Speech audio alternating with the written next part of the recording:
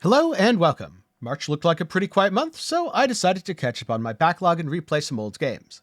Until a massive bomb in the form of Hades 2 was dropped, in which case, the next couple weeks were completely consumed by that title. And you know what? I've got zero regrets. Those absolutely time well spent. And so today, I'm going to go over the best games that I played in May of 2024, including Gatekeeper, a brand new indie title, Risk of Rain-like, Hades 2, which probably needs no explanation, then the games from my backlog, replaying Hellblade, absolutely wonderful experience, and trying both Northguard and Factorio for the first time.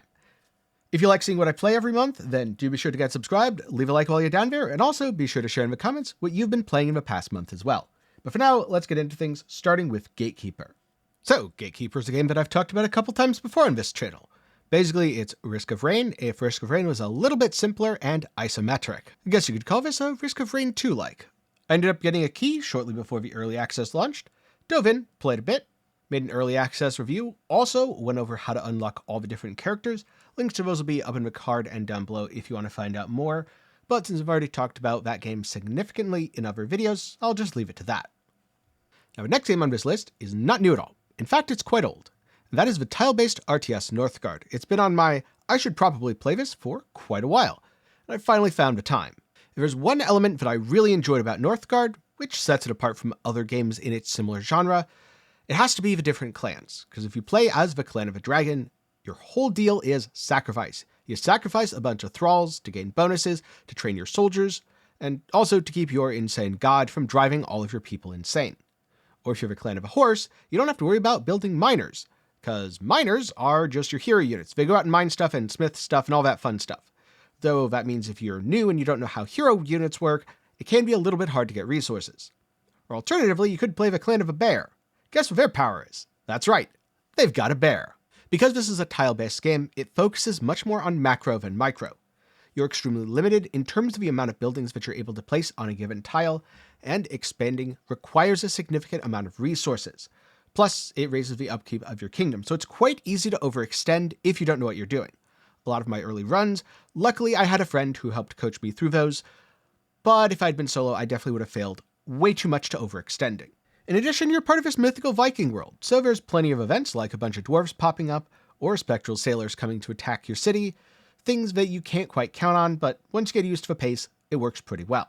Also, you have to constantly deal with a summer-winter cycle, where in winter your troops are weaker, you spend more wood to light your homes, and you spend more food to, well, survive, because not only is it cold and you have to eat more, but some sources of food, like farms, simply don't produce in the winter. If you're looking for an RTS that's very Viking themed and feels just a little bit different, I can absolutely recommend Northguard.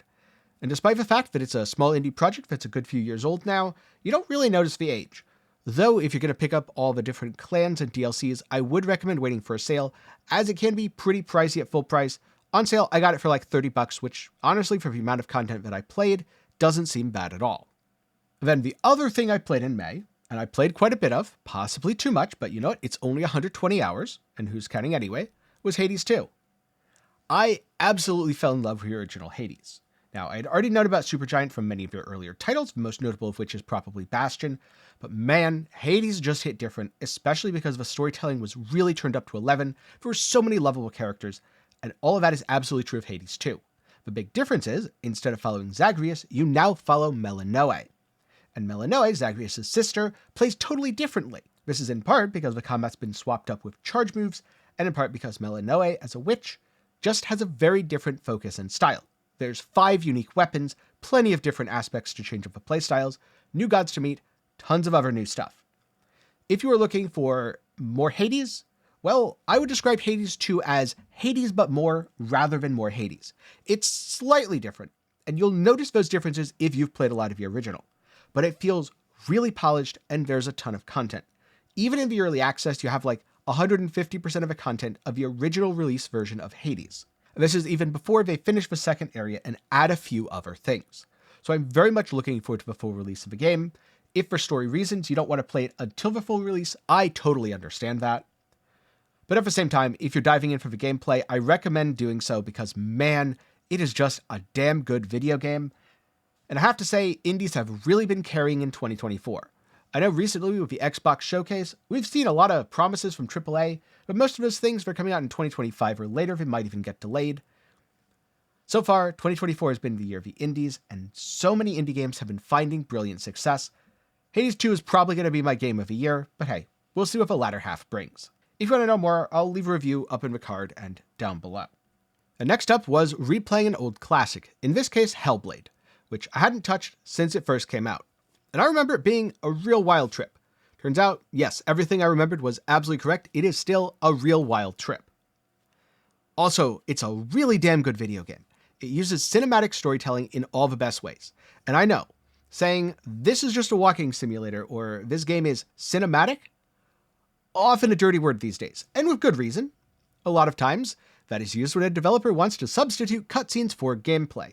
But Hellblade 1 is exactly how you do it right, and it has such weight and such emotional impact behind it that when I finished the game again, and when I made my video, I was feeling pretty drained, so I decided that I wasn't going to play Hellblade 2.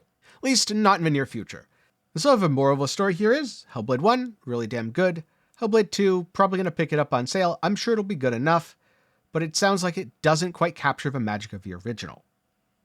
That said, if you have played both Hellblade 1 and 2, let me know down below. Maybe I'll change my mind. Then towards the end of the month, I was like, I really haven't played that many video games this month, so I'm going to play one more. Or more accurately, a couple friends of mine said, hey, have you ever played Factorio? And I said, no, but I've been meaning to, and they said, let's play it together. Which is exactly what I did. Now, I am not a programmer, so Factorio has not ruined my life. It's pretty darn fun, though. I will admit, it is dangerously fun. And my friends are programmers. It may or may not have ruined their lives. I can't speak for them. But in addition to the factory that I made with them, I also made a small one on my own where I started playing around with things. At first, building out the supply lines, especially after you deal with all of the green and red science stuff, is a little intimidating. But once you realize it's all about breaking things down into smaller steps and keeping up with a logical flow, plus, Googling around a bit and grabbing some pre-built blueprints from someone else, and, lovingly recreating them in your own factory, tearing them down, reworking them, getting attacked by bugs because your pollution cloud's too big, redoing everything because you ran out of iron plates. Yeah, it's a good time, and I'm definitely going to keep playing. I can see why this game basically doesn't go on sale, because if you are the target audience, this stuff is more dangerous than heroin. There's also a good chance that I'm going to have an update to the Factorio saga at some point in the future, or maybe even a couple dedicated videos, though I'm probably not going to do guides. It's probably going to be a factory tour. But those are the noteworthy things that I played in May of 2024. In between, there were a few other things that I tried, some games that were on my backlog that I wasn't really into, and as a quick teaser of what's coming for next month, Elden Ring. Of course Elden Ring is coming for next month, because I've been waiting to play this for a long time. Actually, as of when I'm editing this video, I've already started. I've played about 50 hours. I'm absolutely loving every minute, except for when you die 50 billion times to the Crucible Knight and Misbegotten Warrior. And of course, I'm very much looking forward to the Shadow of the Erdtree DLC, but more about that in next month's video. For now, let me know some of the cool things that you played in March, and if you're looking for something else to watch after this, check out my Hellblade retrospective review, my review of Hades 2 Early Access, or some of my thoughts on Gatekeeper. All of those videos will be up in the card and down below. Of course, before I go, a special thanks to my patrons and channel members for the continued support. For as low as $1 a month, you can make videos just like this one possible. Link to support is down below. Also, a big thanks to everyone who watched till the end. It always surprises and amazes me that people want to see the games that I'm keeping up with. Some of them, they're hot new titles that have interest on their own. Some of them are things that, to be honest with you, I don't know if anyone actually still plays Hellblade. So it's really cool to see that people care about my thoughts on it. Well, that's enough of me rambling. Thanks for watching. I'll see you in the next one.